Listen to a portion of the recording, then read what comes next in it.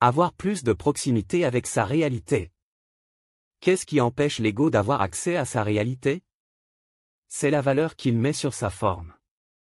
Cette valeur engendre du magnétisme et maintient la personne dans une sorte de statu quo. Le magnétisme crée un mur d'illusion rendant l'ego vulnérable à cause du manque de centricité ou d'unicité avec le centre mental, voire le présent.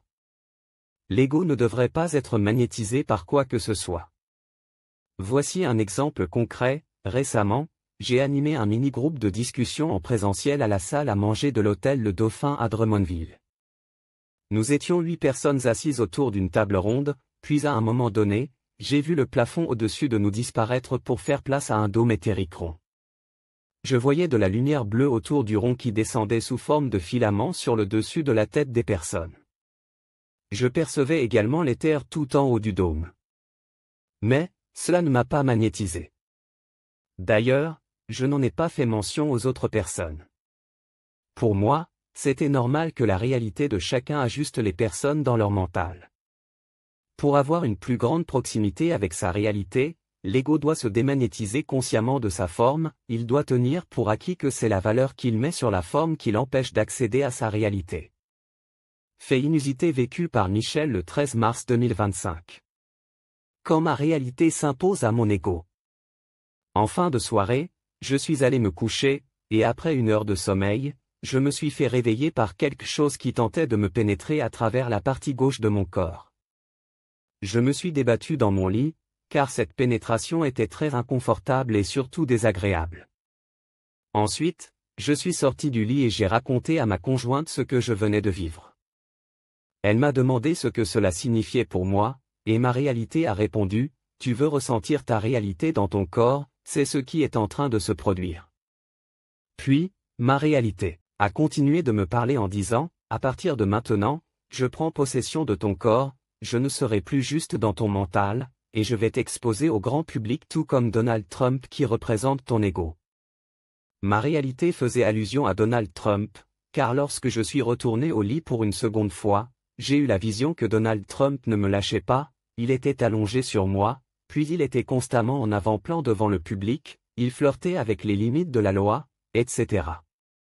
D'un point de vue psychique, ma réalité va propulser mon ego au-devant de la scène publique pour que celui-ci soit vu aux yeux de tous. Affaire à suivre. Question 1. De quoi est constitué le magnétisme pour pouvoir créer un tel mur d'illusion chez l'ego en éveil de conscience? Le magnétisme se construit sur l'orgueil dont la source est l'entité spirituelle. Une personne magnétisée, c'est un être qui n'a pas sa propre gouvernance psychique, c'est-à-dire qu'il n'est pas dans sa réalité. Au contraire, la personne magnétisée se voit enveloppée par la vibration d'autres formes de vie qui soumettent l'ego à leur vibration. Le magnétisme est un voile, voire une lumière, qui irradie le statut vibratoire de son hôte. Le problème du magnétisme ne vient pas de la personne ou de l'être qui irradie sa lumière parce que celle-ci est dans son énergie, le problème vient de la personne qui n'est pas dans son énergie, mais plutôt enveloppée par l'énergie de l'émetteur. Ensuite, c'est un problème d'interprétation de la personne magnétisée, car elle est aux prises avec ce mur d'illusion qui dépasse l'entendement. Question 2.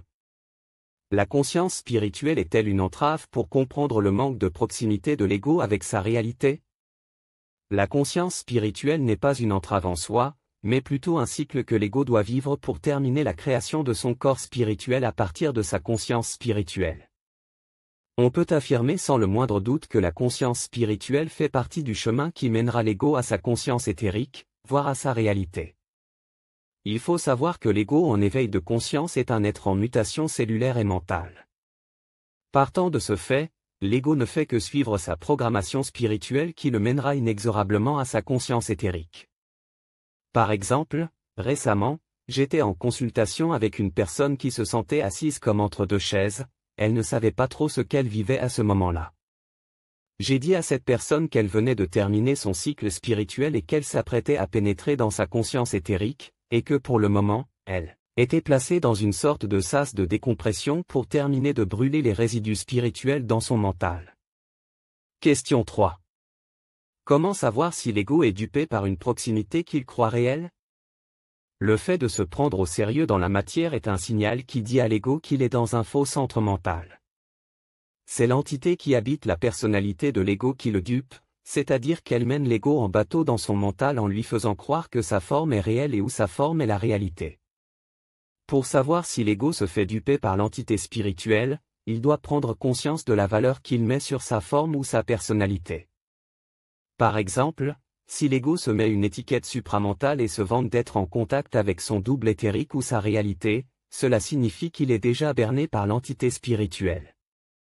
Une personne dans sa réalité n'a nul besoin de prouver quoi que ce soit, elle vit tout simplement sa réalité en étant dans sa présence en tout temps. Question 4. Quel serait le conseil pour perdre cette présence à cette valeur trop souvent accordée? Le conseil à donner est de cesser de croire et de mettre de la valeur sur sa forme et la forme en général, c'est ainsi que l'ego va développer de la présence dans son mental.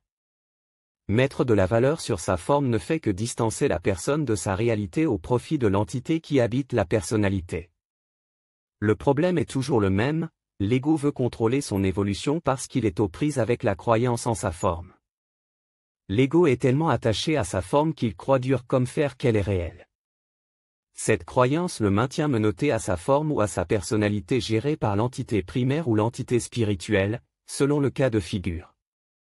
Question 5. L'esprit peut-il démagnétiser l'ego en une seule frappe pour une plus grande proximité?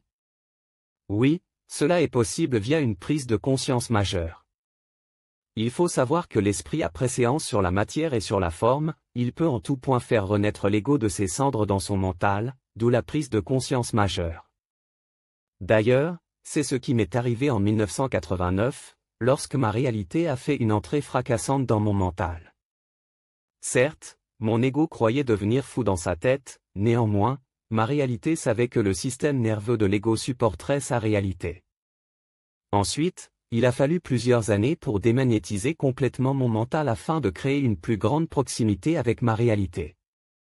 La proximité avec sa réalité dans le mental ne s'arrête pas là, car dans mon cas, ma réalité veut également se matérialiser dans la forme de mon ego pour faire ce qu'elle a à faire dans la matière. Question 6. La proximité avec sa réalité est-elle sans fin?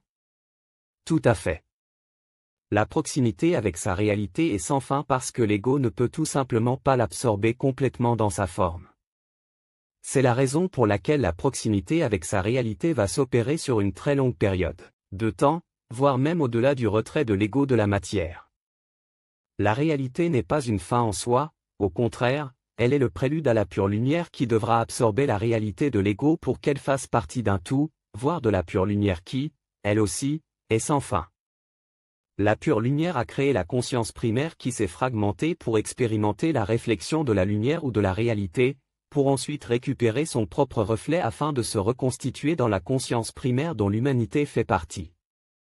Fin de la vidéo avec l'intelligence artificielle au service des chroniques MTC.